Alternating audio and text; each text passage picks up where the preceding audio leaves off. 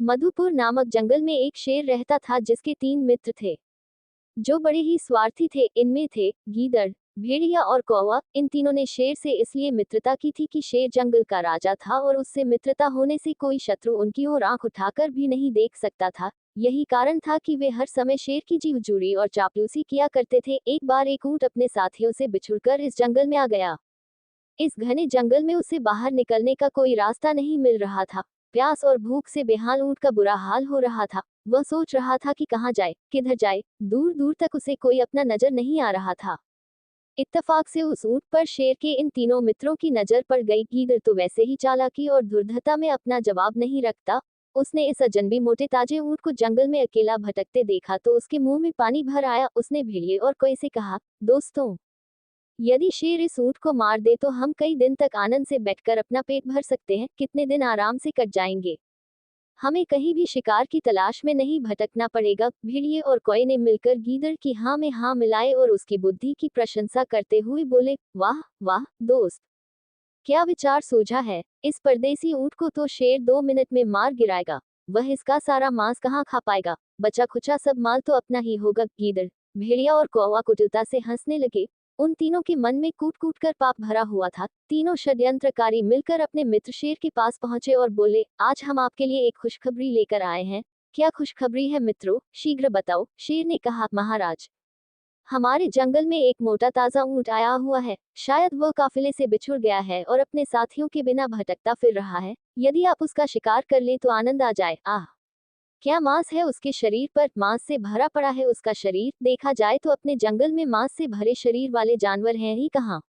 केवल हाथियों के शरीर ही मांस से भरे रहते हैं। मगर हाथी अकेले आते ही कहाँ हैं। जब भी आते हैं झुंड के झुंड। उन्हें मारना कोई सरल बात नहीं। शेर ने उन तीनों की बात सुनी और फिर अपनी मूंछों को हिलाते हुए गुर्राया, ओ मूर्खों, क्या तुम यह नहीं जानते कि हम इस जंगल के राजा हैं। राजा का धर्म है न्याय करना, पाप और पुण्य के दोषों तथा गुणों का विचार करके पापी को सजा देना, पूरी प्रजा को सम्मान की दृष्टि से देखना। मैं भला अपने राज्य में आए उस ऊंट की हत्या कैसे कर सकता हूँ। घर आए किसी भी मेहमान की हत्या करना पाप है। इसलिए तुम जाकर इस मेहमान को सम्मान के साथ हमारे पास लेकर लाओ।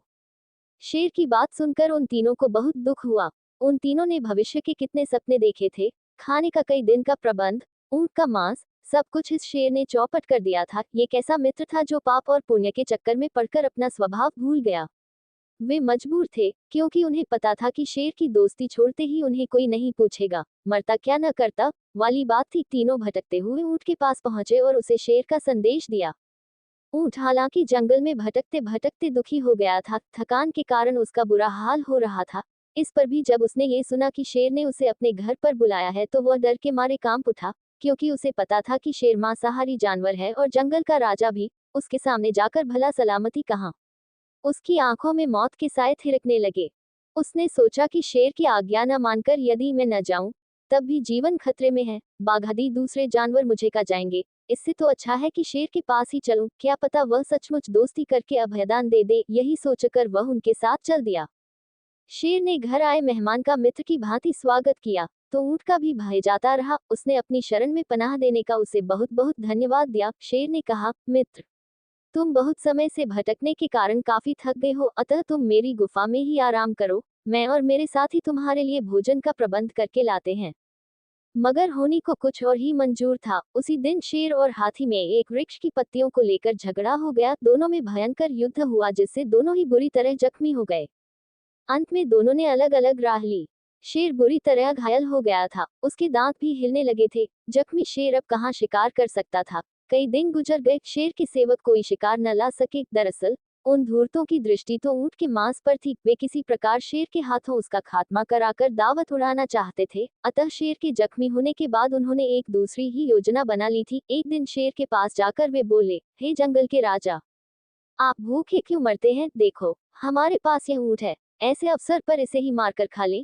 जब तक हम इससे पेट भरेंगे तब तक आप भी ठीक हो जाएंगे। नहीं नहीं, मैं शरण में आए की हत्या नहीं कर सकता। उन्हें तो पहले से ही उम्मीद थी कि शेर उनकी बात नहीं मानेगा। अतः अपनी नई योजना के अंतर्गत वे तीनों ऊंट के पास पहुंचे। ऊंट ने उनकी कुशलक्षेम पूछी तो चालाक गीदड़ बोला, भाई, हमारा हाल मत पूछो। हम बड़ी मुसीबत में फंसे हैं। हमारा तो जीना ही कठिन हो रहा है। शायद 1-2 दिन बाद हम और हमारा राजा शेर भूख से तड़प तड़प कर मर जाएंगे। क्यों? ऐसी कौन सी बात हो गई? मुझे बताओ मित्र, मैंने वनराज का नमक खाया है।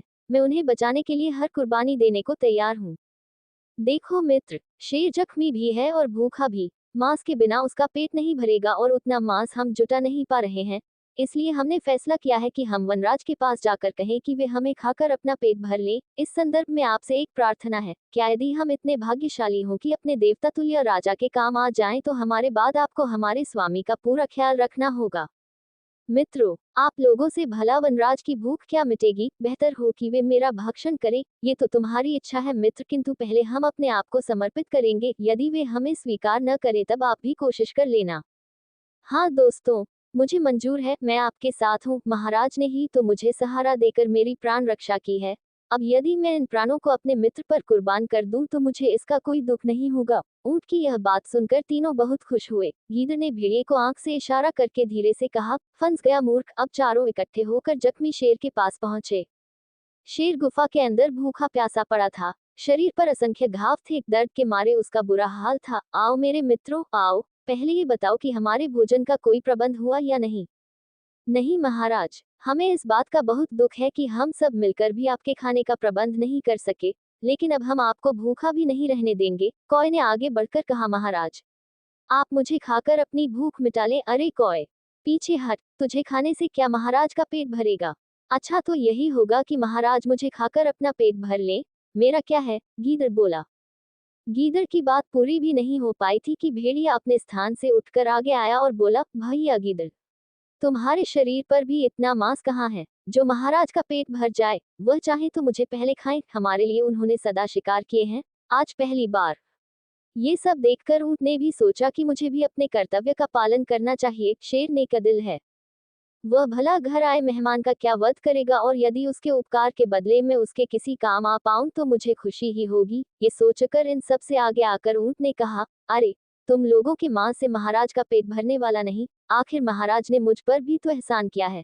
यदि तुम अपने इस मित्र के लिए कुर्बानी देने को तैयार हो तो मैं भी तुमसे पहले इनसे यही प्रार्थना करूंगा कि यह मेरे शरीर के मांस से अपना पेट भर ले। वाह वाह, मित्रों हो तो ऐसा। सच्चा मित्र उसे ही कहते हैं जो मुसीबत में मित्र के काम आए। महाराज, अब आप देर न करें, यदि आपने अपने सेवकों की प्रार्थना स्वीकार न की तो। गीदड़ ने कहा। शेर ने बड़ी कठिनाई से उठते हुए ऊंट की हत्या करके पहले तो अपना पेट भरा। जो मांस बाकी बचा था उससे कई दिनों तक तीनों चालबाज मित्र अपना पेट भरते रहे।